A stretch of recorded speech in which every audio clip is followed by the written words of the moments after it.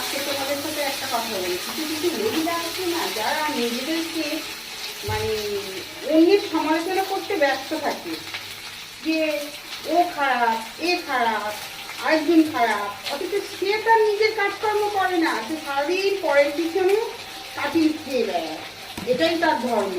কিন্তু তাকে একটা কথা বলছি, সে নিজের কাজটা নিজেই করা উচিত, তার অন্যের পিছনে না কাটিয়ে নেয় না, তার নিজের কাজটা সে নিজে ভালো মতো করা উচিত।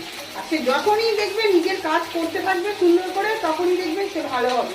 তাছাড়া তো তার মানে তার সংসারে কি হলে না হলে তার দেখার দরকার নেই, সে অন্যের সংসারটা নিয়ে বোঝে, কে ভালো কে খারাপ, কে মানে কি কাজ করছে, কে কোনটা করছে না করছে। এইরকম মহিলাদের না একটাই কথা বলার আছে, তুই তো নিজের কাজটা কর, অন্যের পিছনে না কাটি নেই, এটাই তার বলার।